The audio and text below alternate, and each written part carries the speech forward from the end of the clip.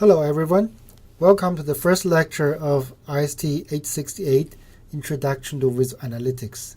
In this lecture, I'm going to introduce some basic ideas of visual analytics, including motivations and methods, as well as the challenges we're facing. And I'm going to use the later part of the lecture to talk about the planned themes as well as activities. I will use the rest of this lecture to give you an overview of this course.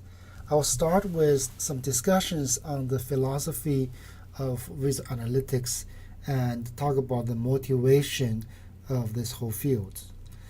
First, visual analytics is defined as a general approach to deal with information overload. In order to appreciate the science of visual analytics, we have to really understand why this field was developed.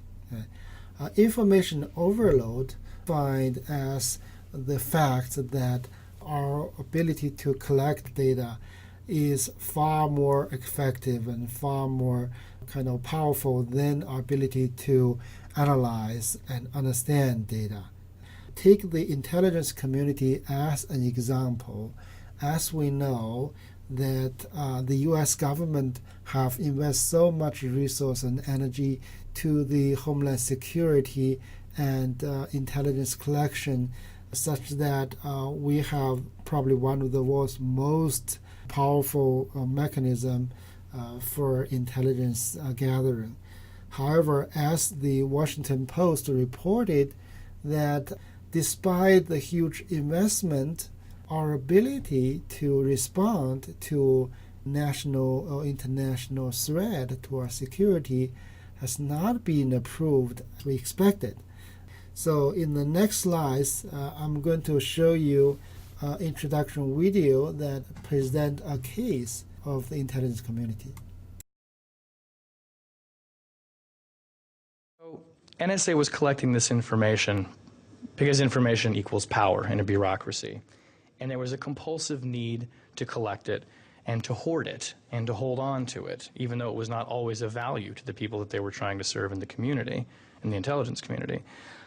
That compulsion has effectively spread across the government. And I think what it's come to is this, that for the billions of dollars since 9/11 that we've spent on security, for the political capital that's been lost and the personal credibility that's been destroyed, for the faith in government that's been eroded, we have essentially created an official system of surveillance that is very good at collecting dots and doesn't do a very good job of connecting them. There are two big consequences to this that bear directly on all of our lives. One is that if the government is over-collecting information, the risk, of course, is there that they will collect on the wrong people.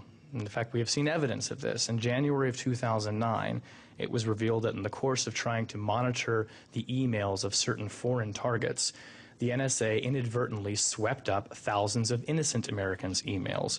The problem is that on the internet, the emails are all mixed up, and it's very hard to know when something's coming from an American or a U.S. person or resident versus a foreign person you're trying to monitor.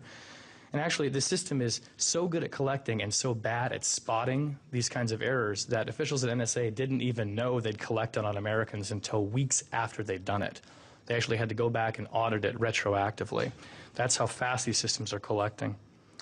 The failure to connect that information and to make sense of it is also a major risk, and that is that history will repeat, that the intelligence agencies will once again fail to find the warning signals of an attack before it is too late because they are simply drowning in information. That's precisely what happened recently on Christmas Day.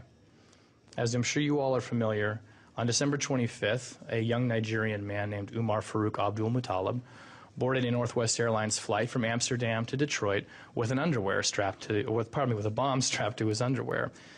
Fortunately, it failed to detonate, but this provides a fascinating window into how the system works today and what's wrong with it. What did the government know about Umar Farouk Abdul-Muttalib before he got on that airplane? Well, number one, in November of 2009, his father had walked in to the U.S. Embassy in Abuja, Nigeria, and reported that he was afraid his son had gone to Yemen to join up with al-Qaeda radicals. Number two, the National Security Agency, NSA, the BAG, had actually intercepted discrete phone calls of al-Qaeda operatives in Yemen talking about a new operation and a Nigerian, their words, that they had employed for this task.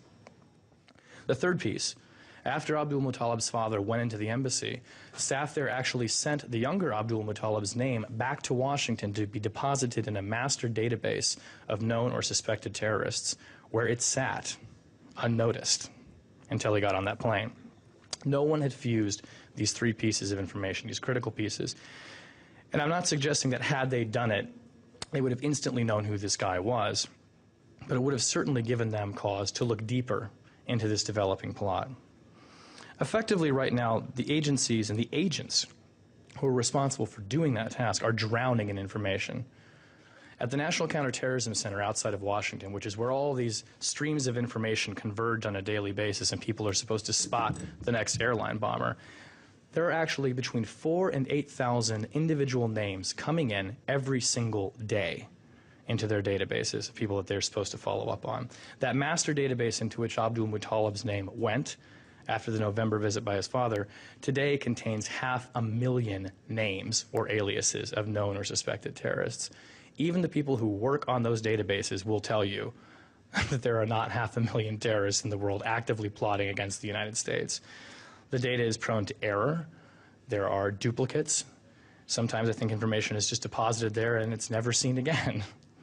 And the connection technology, the software to make sense of all this, does not exist. There is no Google in the intelligence community right now that would allow an agent to sit down at a computer, type out the name Abdul Muttalib, and immediately know what's in all of these different databases, of which there are dozens right now across the government. They have not been connected still years after 9/11.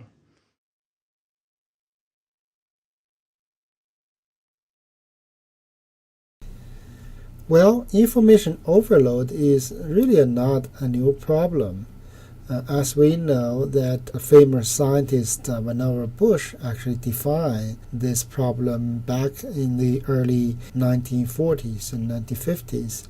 And he was even proposing a solution to address that using a machine called Memorex.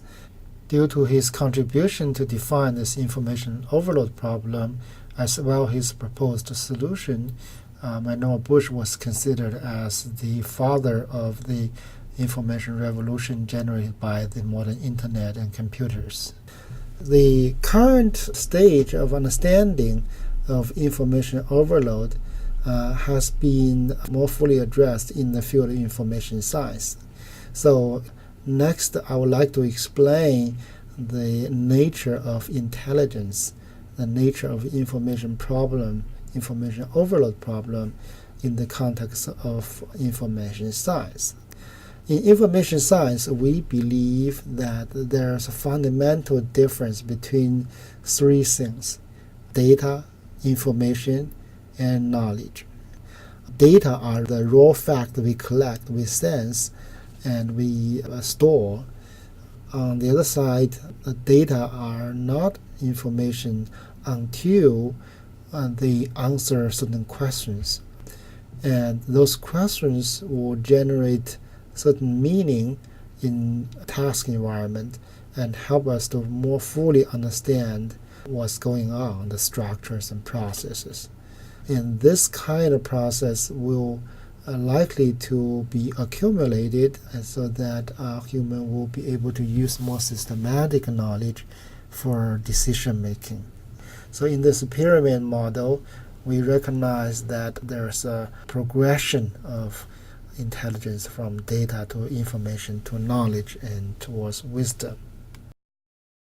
The common wisdom about information overload problem, many people understand as just the size problem. Too much data collected. However, there's another aspect that's more serious than the size. Here we're going to talk about quality issues, the usage problem. So the data not only are in huge size, but also they are not usable. Information overload studies, there has been three aspects of usage and quality issues being discussed. One question is about the relevance. The data needs to be relevant to the task in order to be usable. And second is the data must be properly processed in terms of summary, synthesis, transformation, and assembly so that it can be directly used for a certain purpose. And the third aspect is the way the information are presented has been a huge problem because human requires a certain contextual knowledge in order to pick up the meaning of the data in their particular task. So in that sense, all these three conditions has been a bottleneck to the usage of information. We know that information, in order to be used, it has to address three critical questions. One, we have to define what we mean by relevance. In order to answer that question, we have to first answer the question of what is the task structure of human work. And the appropriate procedure for doing those tasks also must be defined, and the decision they need to make also determine the meaning of the data.